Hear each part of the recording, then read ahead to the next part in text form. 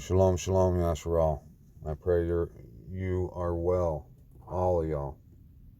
And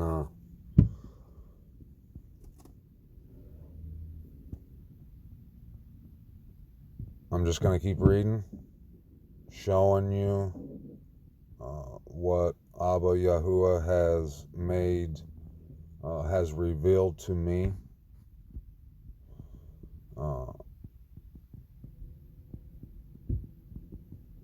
And we need to be looking at this as our instructions, because that's what it is, right?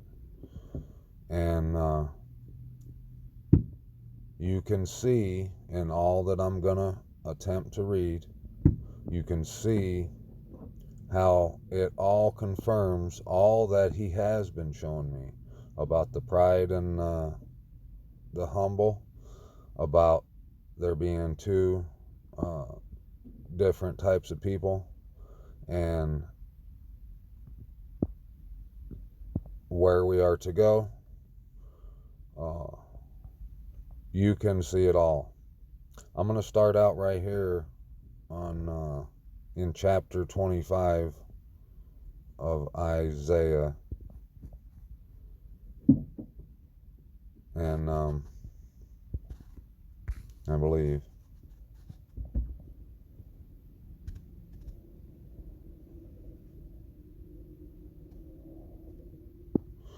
now you need to understand, like they're pretty much there isn't much in here, if anything at all, that isn't like encoded or spoken in a parable.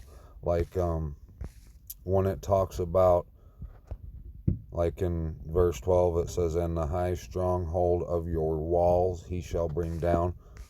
You can't read that like most probably do, like I once did, and be trying to think of a city that you know of that has walls. It's not talking about physical walls that you can touch.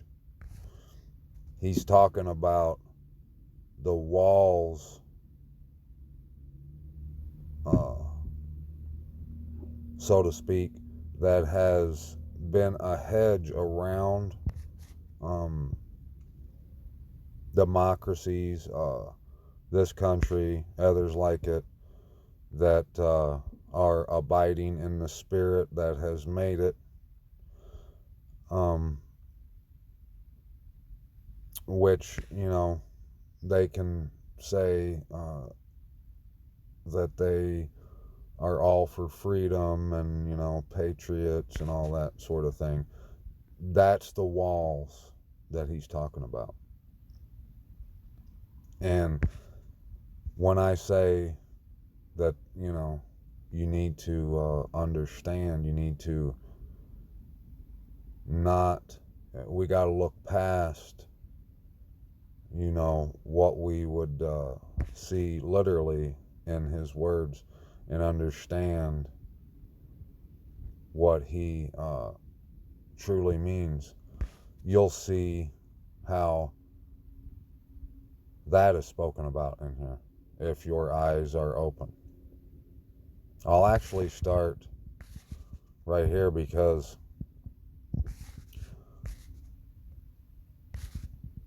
this is mentioning what I'm talking about right now. Verse 7, "And he shall swallow up on this mountain the surface of the covering which covers all people, and the veil which is spread over all nations. He shall swallow up death forever, and the Master Yahuah shall wipe away tears from all faces, and take away the reproach of his people from all the earth, for Yahuah has spoken. And it shall be said in that day, See, this is our Elohim. We have waited for him, and he saves us. This is Yahuah. We have waited for him. Let us be glad and rejoice in his deliverance. For the hand of Yahuah rests on this mountain, and Moab is trodden down under him, as straw is trodden down in the water of a dunghill.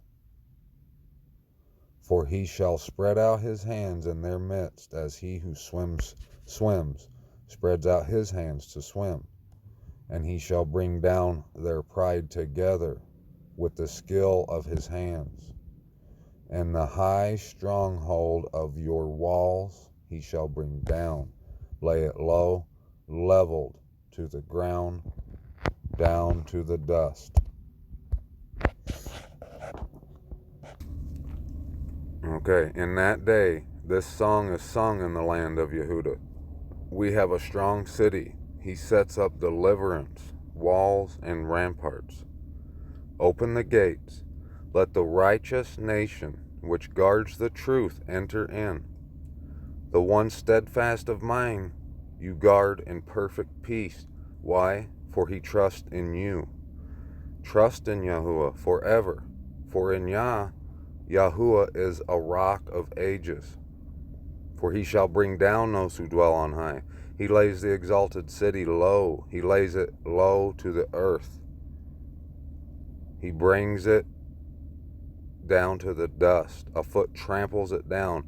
Feet of the poor, footsteps of the needy. The path of the righteous is uprightness. O upright one, you weigh the course of the righteous. Also in the path of your right rulings, O Yahuah, we have waited for you. The longing of our being is for your name and for the remembrance of you. My being longs for you in the night also. My spirit within me seeks you earnestly. For when your right rulings are in the earth, the inhabitants of the world shall learn righteousness. The wrong finds favor. How many times are we told and probably made aware that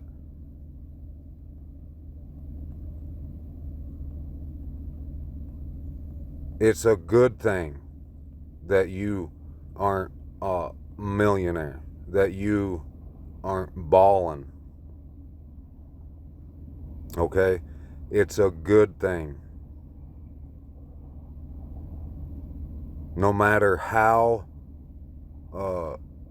hard the world tries pounding into your head that you're a scumbag, that they would probably rather associate with a cockroach than you, because you don't have Bitcoin, or your vehicle isn't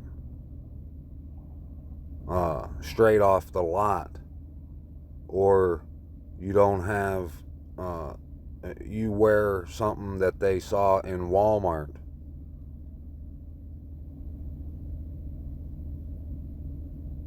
You don't just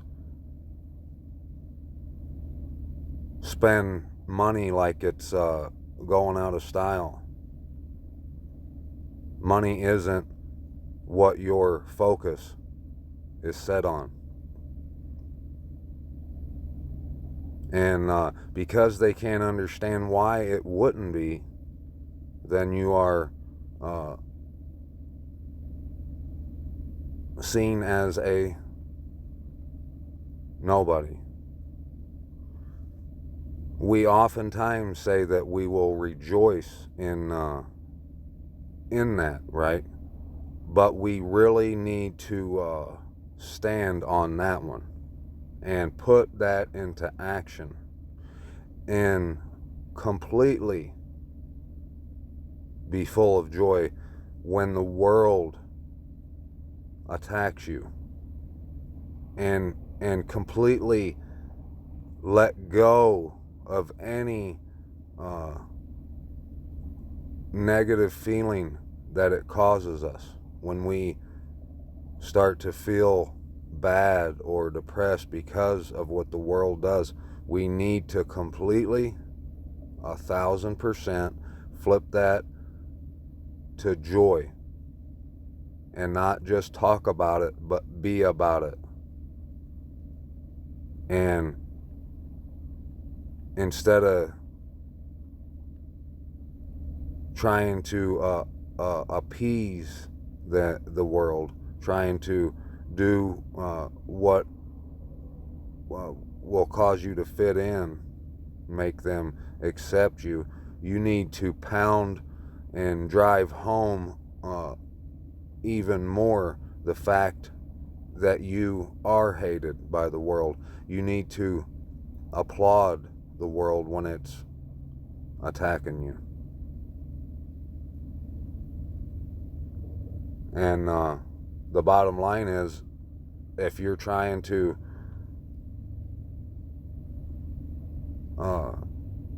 do things, operate so that the world will accept you, then you are the world. Bye-bye. The wrong finds favor, yet he shall not learn righteousness. In the land of straightforwardness he acts perversely and does not see the excellency of Yahuah. But if you're not of the world, and you're like I am, obviously, because I see the excellency of Yahuah, you will see it. And none of that material crap means nothing to you. Nothing. You use what you have to operate, but it doesn't light your fire. It's not what you set your mind, your heart towards. O Yahuah, your hand is high. They do not see. They see the ardor of the people and are ashamed. Also, let the fire for your adversaries consume them. O Yahuah, you establish peace for us, for you have also done all our works in us. That means only because of you, because the love for you that we have causes us to make mention of your name. The dead do not live, the departed spirits do not rise. Therefore you have visited and destroyed them, and made all their remembrance to perish. You shall increase the nation, O Yahuah, you shall increase the nation. You are esteemed, you shall expand all the borders of the land. O Yahuah, in distress they shall visit you. They shall pour out a prayer when your discipline is upon them. As a woman with child and about to give birth wreathes and cries out in her pain, so shall we be before your face, O Yahuah. Now you see, the world will laugh because I didn't pronounce that word reese. They'll say things either in their head or to anyone or others that because I didn't know how to spell or correctly pronounce that I must be illiterate of like Joe Dirt level, right? They'll say all kinds of things. They'll pick the mistake that I made and they will make a show out of that. Never one time taking any positive, any information, instruction, guidance from all the rest. They'll say all kinds of things about me, and they won't realize that all I'm doing is repeating the word of the Most High. And those of us who are lovers of Abba and truth, we know what a punishment someone will get for running their mouth like that. And all we can do is pray for them. We need to, from this moment on, we have to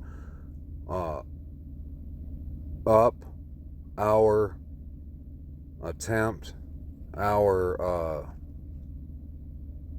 due diligence our effort to not let any of these worldly beings, spirits, cause us to even take notice of them.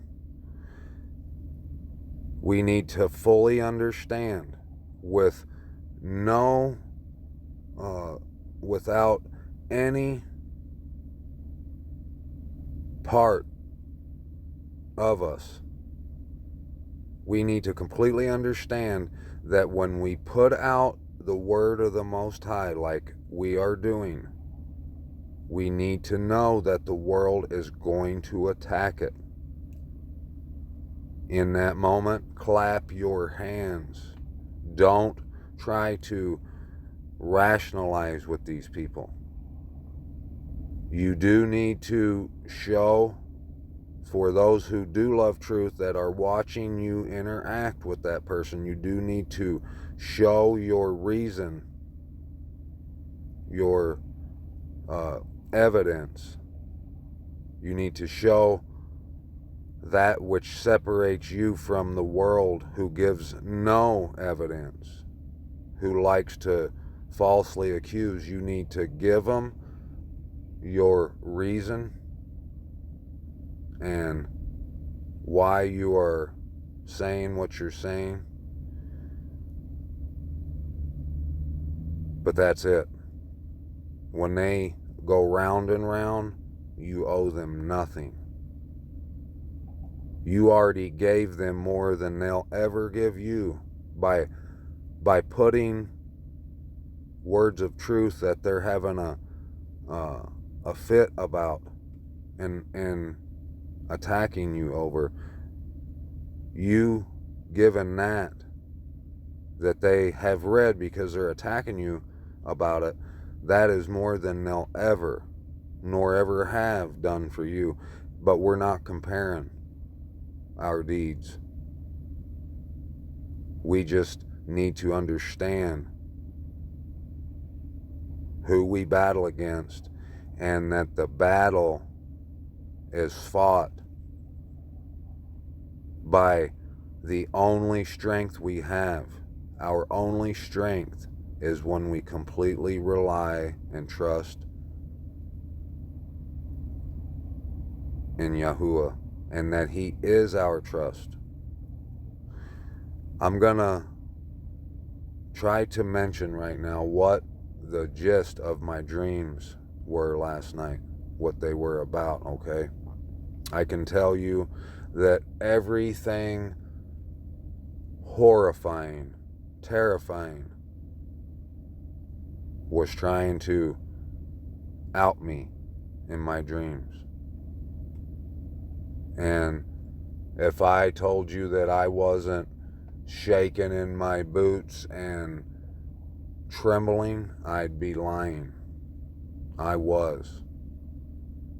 I can tell you that none of that succeeding in touching me. I come out squeaky clean every time. But the battle wasn't with all the terrifying monsters and beasts and spirits that were trying to eliminate me. That wasn't the battle. The battle was me letting go of any thought of how to win against that evil. The dreams I had went on for what seemed like weeks, and the whole fight was letting go and trusting when I did not want to. I didn't want to trust in Him. I didn't want to just count on Him saving me from that evil. But He showed me that that is my only strength. And Did I fight it? Was I terrified? Absolutely. When you trust in him, does that mean you're not going to be terrified? I doubt it. I doubt it, because this is all about producing his inheritance. And if we were already perfect and didn't fear any of this, we would already be where we are going. So understand that it's normal, it's natural for you to be terrified. You might even need to change your drawers. But if you can just let go, like that, what's that called when one friend just falls backwards and they have to trust that the other friend is going to catch them? It's like that.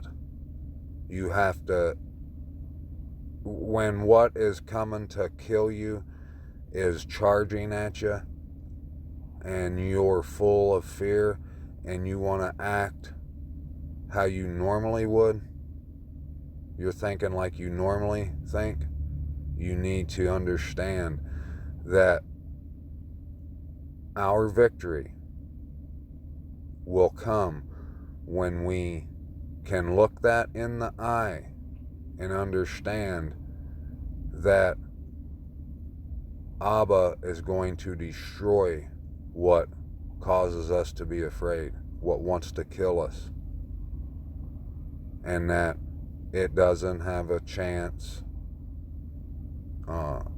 in all of creation to touch you.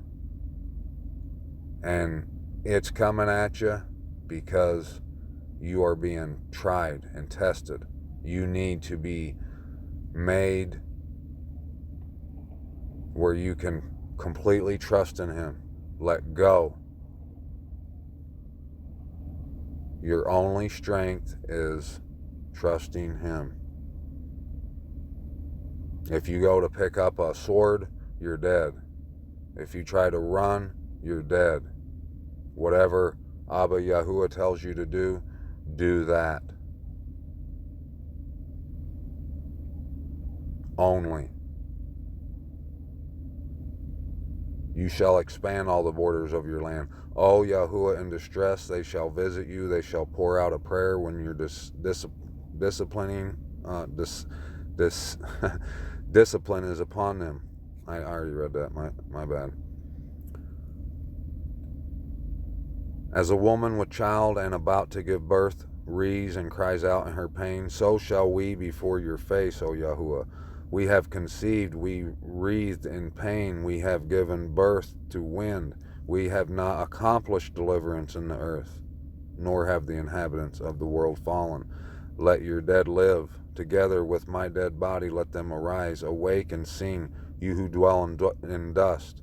For your dew is a dew of light, and let the earth give birth to the departed spirits. Go, my people, enter your rooms and shut your doors behind you. Hide yourself, as it were, for a little while until the displeasure is past. For look, Yahuah is coming out of his place to punish the inhabitants of the earth for their crookedness. And the earth shall disclose her blood and no longer cover her killed ones. Set thorn bushes and weeds against me in battle. I would go through them, I would burn them together, or let him take hold of my strength and make peace with me. Let him make peace with me. Those who come he causes to take root in Jacob. Yasharal shall blossom and bud, and they shall fill the face of the world with fruit. He has smitten him as he struck the ones who were striking him, or as a killer was he killed as he was killing. In measure, by sending her away, you contended with her. He shall take away by his rough wind in the day of the east wind. Therefore, by this the crookedness of Jacob is covered. And this is all the fruit of taking away his sin, when he makes all the stones of the slaughter place like the chalk stones that are beaten to dust. Right here, I love this last part of this. Asherim and sun pillars rise no more. If you're like myself and you love the truth, you're a son or a daughter of the Most High, I'm sure it just really chaps your ass every time.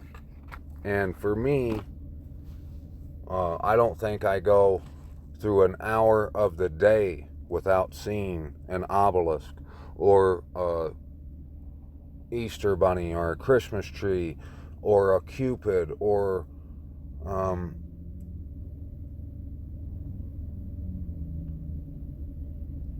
logo, a pyramid, a cube, a star.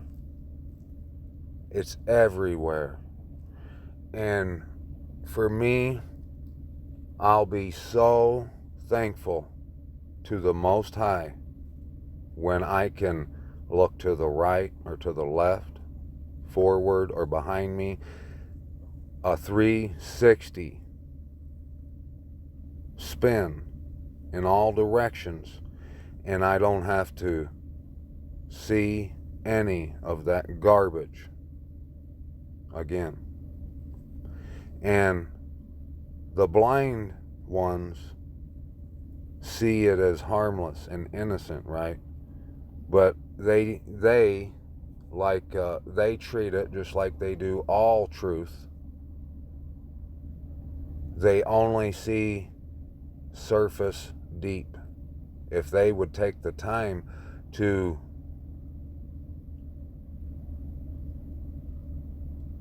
think about what it what it causes, think about where it came from, what it represents, anything you can think about it, they would see the wicked, evil, filthy,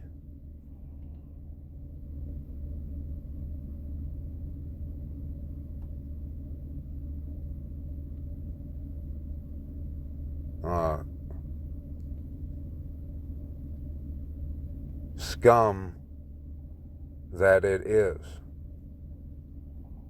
And they would never find anything that is good. And what they would think that is good, that it produces, if they would give 10 seconds of thought to that, they would see that they're wrong. And what they thought was good is actually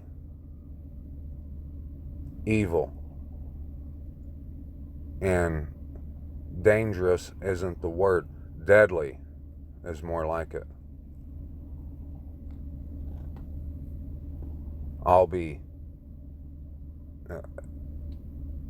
I probably won't attempt a backflip, but if there'd ever be a time I would consider taking a crack at it, it'll be when I know I don't have to see a cemetery littered with obelisks. I don't have to see Lady Liberty with scales in her hands. I don't have to see Christmas lights or Easter bunnies. How awesome is it going to be when everyone living knows your Father, Abba, Yahuah's name?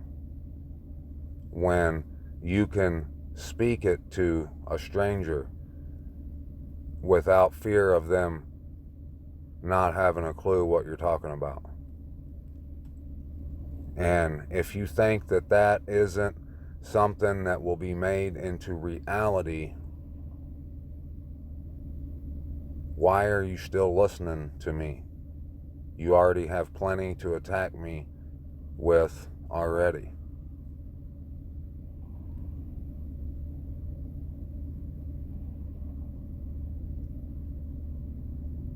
I've been telling you for a long time, it's not going to stop. When one comes out, the next one is coming. If you don't like it, tough titty. That's too bad, Buttercup.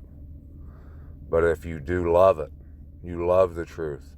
And my annoying accent, the sound of my voice, the fact that I sound like a redneck and I'm not educated, only on His Word, the fact that I am of the lower pool of people doesn't bother you. If you're that person, then you'll be happy to know that as long as there's breath in these lungs, rat-tat-tat-tat-tat-tat, every day if I can. And if I don't, there's good reason. But know that I'm thinking about it. And His Word and Him and His name and His people are constantly on my mind. And that I've probably somewhere at some point throughout the day made someone just absolutely irritated because Abba Yahuah is all I talk about, and they just can't stand it. So I'm going to let any of those who can't stand it know right now, if you're still here, way to go. I'm going to let you know that all I and anyone like me, all we do, our every move is because we have the love of Abba Yahuah, the Most High, our wonderful Creator. And when our lips move, He gets all esteem, all honor, all praise, all glory, all credit, as often as we can.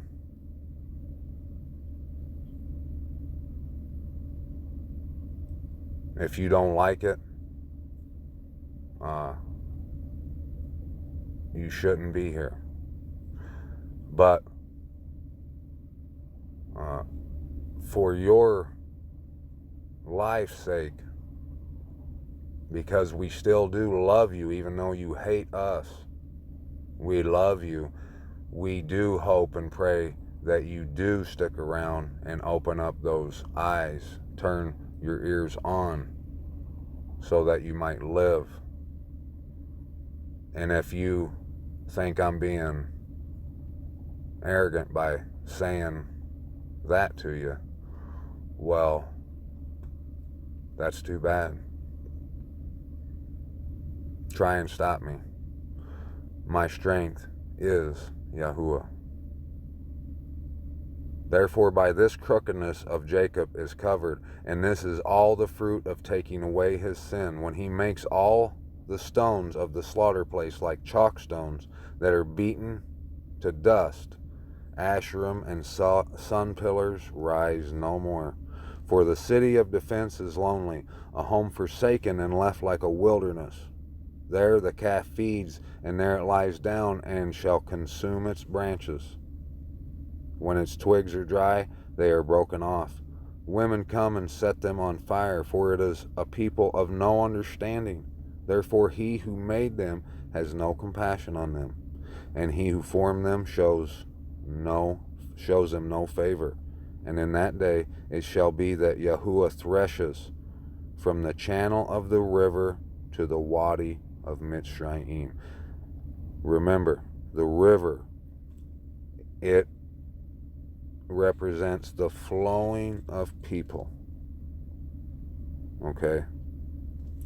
He threshes those who are coming towards him and his gates.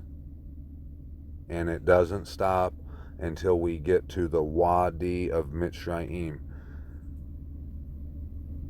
The Wadi is, it's, I want to say it's a river. I looked it up a while back, and I think it's a river. Maybe we can go look at that real quick. Let's just see.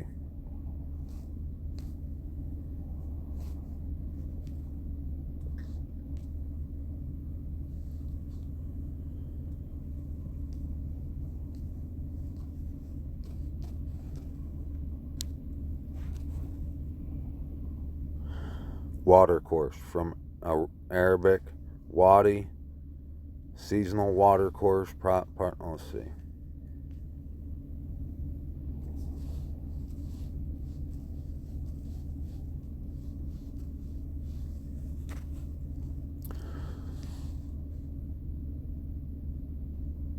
It flowed. It forms the Gadal in Spanish river names.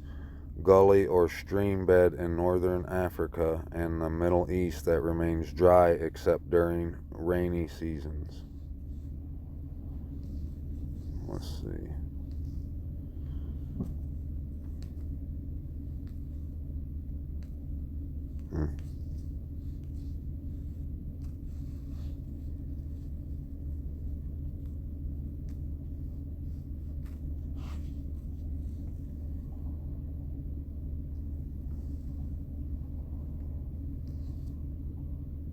Yep, it's some form of stream, a body of water. So our threshing isn't going to stop until we have made it through the gates of the city. Because only, like I said, only the humble will even go there. Only the humble will be at the bus stop when the bus driver told them to be there. Okay? We're not getting in on any merit, achievements, our deeds, any of that. We're getting in when we decide that's where we want to go. It's a free gift, like we've always been told. Salvation, eternal life, is a free gift that He has offered to everyone. But sadly, most people spit in His face because He offered it to them. And you shall be gathered one by one, O children of Yasharal. See, I'm going to read that again. Verse 12. Pay attention. And in that day it shall be that Yahuah threshes. That means He is shaking the world, the pride out of you. If you're being tried, that's a good thing, because He wants that pride that is in you to come out. From the channel of the river to the Wadi of Mitzrayim, and you shall be gathered one by one, O children of Yasharal. And in that day it shall be that a great shofar is blown, and those who were perishing in the land of Ashur and the outcast in the land of Mitzrayim shall come and shall worship Yahuah, where? On the set apart mountain in Jerusalem. If you think you don't have to go, you're wrong. Abba gives me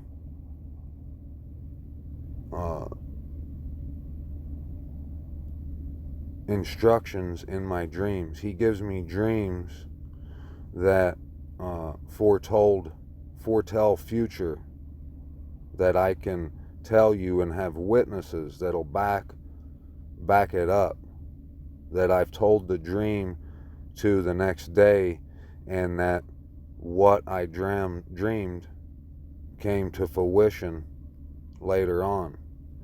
And I can tell you that I had a dream about a year, maybe two, it was about 2 years ago, that I was going to, I was going campaigning for work like I had so many times before, and I was considering which direction I wanted to go. I was in Wisconsin and I was heading towards Illinois, and I can remember in my dream that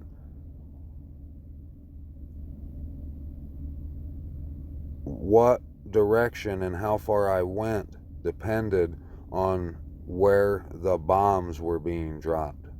I knew that to the southeast that there was, I won't say their name, you should know, a military, whatever, that had invaded the eastern seaboard, and that was over there just tearing shit up.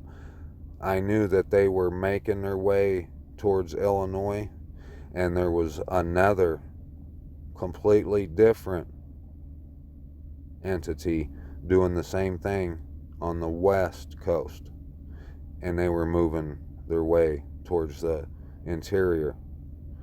And that played a role in where I was considering on going. I can remember saying the words, well, I don't want to go too far east because according to what I saw on the news last night, they were getting bombed like over by Tennessee, and to the west it was over on the other side of the Rockies. And I knew I had all that area to go. And I woke up and I had nothing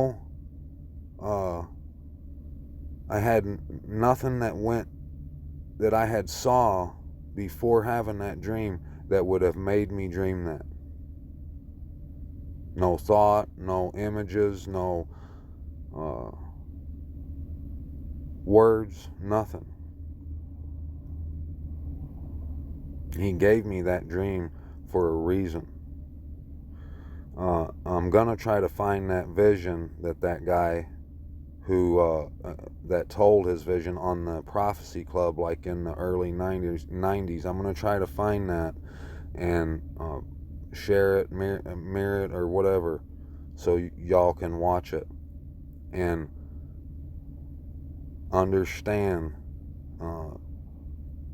how that is just the way the script is playing out right now. He said that what will get our generals sending their troops away from the homeland is when Iran starts to launch their rockets towards SA and ISIS Ra-El, and that part of our stuff will go up through the Persian Gulf in that direction. Another part of it will be heading towards Taiwan because of China will be invading that. We already know about what's going on right now, and I think there was something down in South America, like Colombia, Brazil, Venezuela, something like that, that we had some of our stuff headed towards or was already there. But bottom line, we were stretched thin. And why? Just like the scripture tells us, just like is our attitude, that what could ever happen to us. And just like I was explaining to someone last night, Just like the scripture has explained, the Most High by His word has told me countless times. He has told me that because of that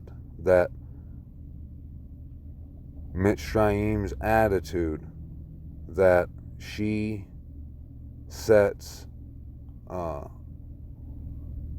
high, and that no one is able to touch her, because of that attitude is going to be her downfall.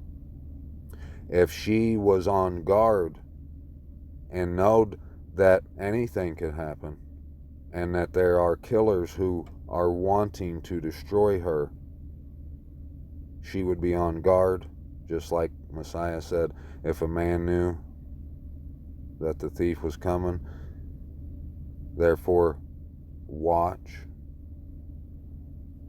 If Mitzrayim had that attitude, it wouldn't happen. But the attitude that she has, that's been stirred up within her by Abba, it causes her to think so highly of herself. She thinks that there's no way our coast can be invaded. Because of that pride, that which she says could never happen will happen, and it'll happen in an instant. It'll happen so fast that they, not us, they probably won't even know what happened to them. And in that day it shall be that Yahuah threshes from the channel. Oh, I already read that. And in that day it shall be that a great shofar is blown, and those who were perishing in the land of Ashur and the outcast in the land of Mitzrayim shall come and shall worship Yahuah on the set apart mountain in Jerusalem. They shall come to that place.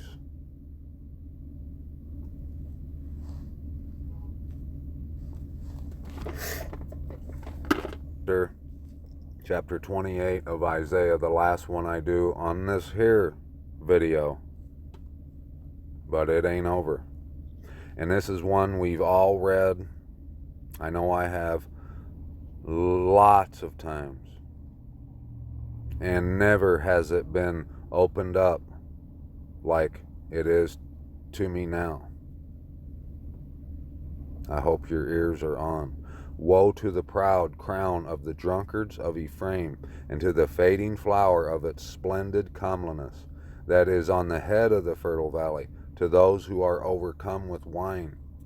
See, Yahuah has one who is strong and potent, like a downpour of hail and a destroying storm, like a flood of mighty waters overflowing, who casts down to the earth with the hand. The proud crown of the drunkards of Ephraim is trampled underfoot, and the fading flower of its splendid comeliness, that is on the head of the fertile valley, like the first fruit before the summer, which when one sees it, he eats it up while it is still in his hand. In that day Yahuah of hosts is for a crown of splendor and a headdress of comeliness to the remnant of his people. If anyone doesn't have a headdress of what he just told us, they're on the side of pride, marching their ass, sprinting their ass to destruction. And a spirit of right ruling to him who sits in right ruling, and strength to those who turn back the battle at the gate. And these two have gone astray through wine, and through strong drink wandered about. Priest and prophet have gone astray through strong drink. They are swallowed up by wine. They wander about through strong drink. They go astray in vision. They stumble in right ruling. For all tables shall be covered with vomit, no place without filth. Whom would he teach knowledge, and whom would he make to understand the message? those weaned from milk, those taken from the breast. It has to be those of us who are long moved on to solid food and can't even remember what the teat tastes like. For it is command upon command. We understand those mature who have long been eating solid food. We know that you have to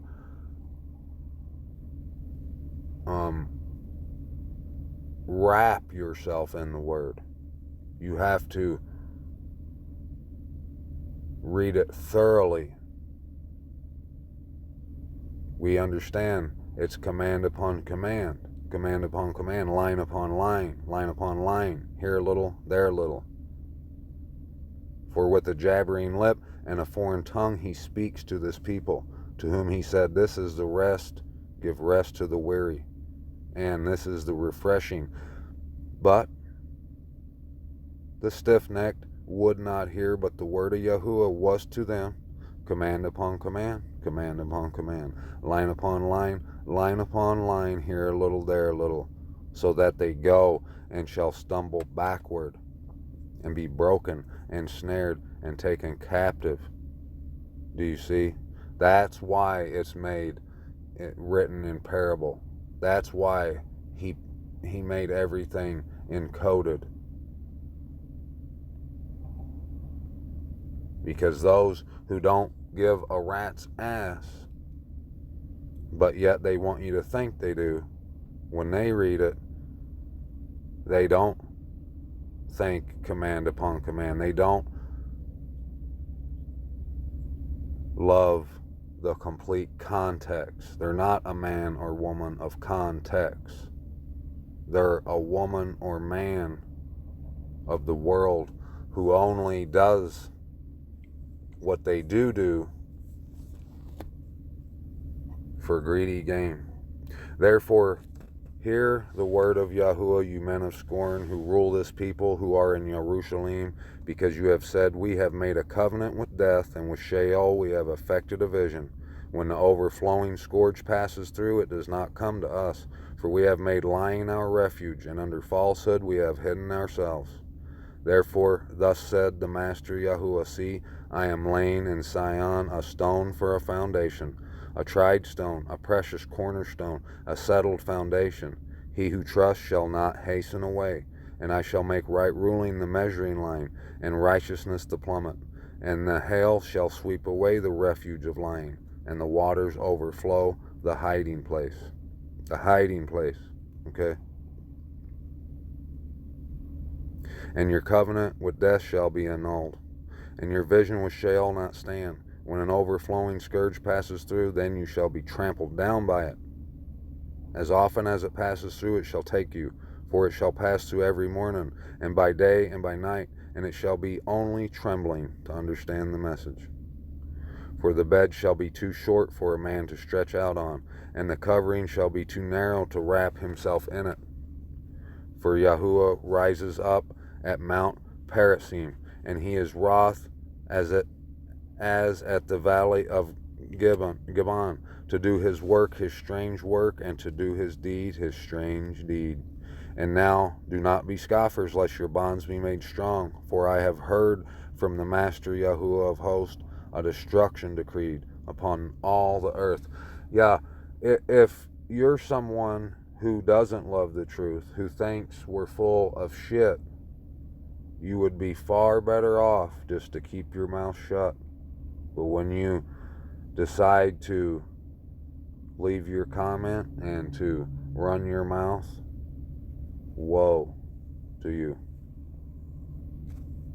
His soil and breaking the clods, when he has leveled its surface, does he not sow the caraway and scatter the cumin, plant the wheat in rows, the barley in the appointed place, and the spelt in its place? For he instructs him for right ruling. His Elohim teaches him.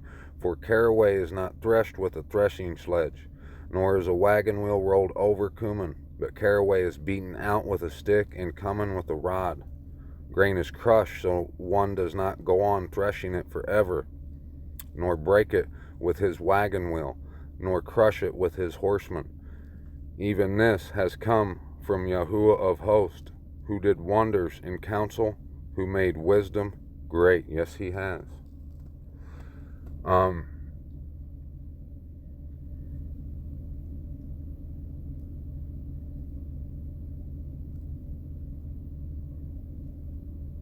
He won't thresh forever. And you need to know, like you most likely have always understood, that the time is a ticking. And anyone who tries and study for the test the night before, when they had 2 weeks to get ready, it usually doesn't work out, does it? You more than likely fall asleep and wake up the next day in a puddle of drool thinking, crap.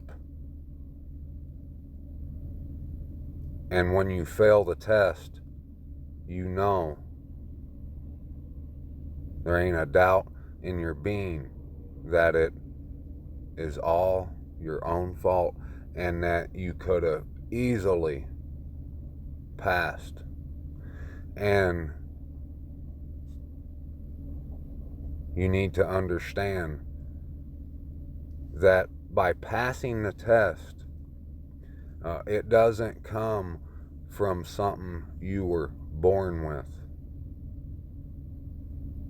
The knowledge required to pass the test correctly comes from where the answers come from. And that is the only place the truth, the answers exist, and that is Yahuah, the fountain of living waters. He alone knows what you have to do, where you have to go, when you gotta go, and how you gotta go. If you, like all of us tend to do, start to think how you want to do it this way or that way, maybe we should. No. If you have to slap yourself, get a Louisville Slugger if that's what it takes. But those who are who this message is for, who have their ears turned on, you don't have to go to any extreme. You're already understanding that you know nothing, and all you can do is repeat what you've learned from your daddy, your Abba. And one thing though that I know from what I see, and trust me, I'm guilty just like anyone else. One thing we need to understand that I want to stress to you right now is stop pretending like you're someone who can put truth out that flies in the face of sin and the world. But the world shouldn't be attacking you. We have to know that that is just how it is, and we should want more attacks from the world. The more it attacks us, the more effective our lips are being used. Our nets are being spread out over the water. The more effective the fisherman you have become.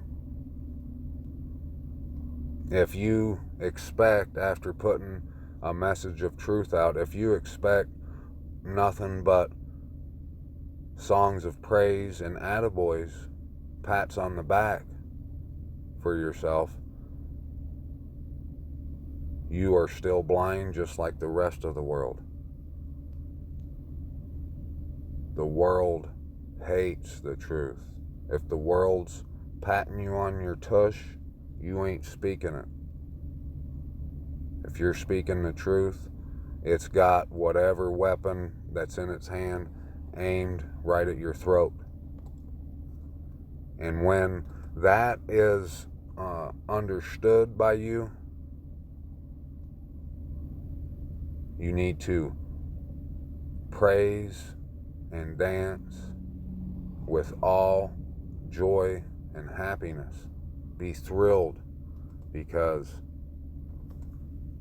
you ain't gonna die if you keep behaving like that. Do all you can. I'll be back. I love y'all. Shalom, shalom. Look to that set apart place, that set apart mountain. Its whereabouts, its location, how to get there and when is right here in the Word. And if you ain't looking for it, bye-bye. Peace out, bees out.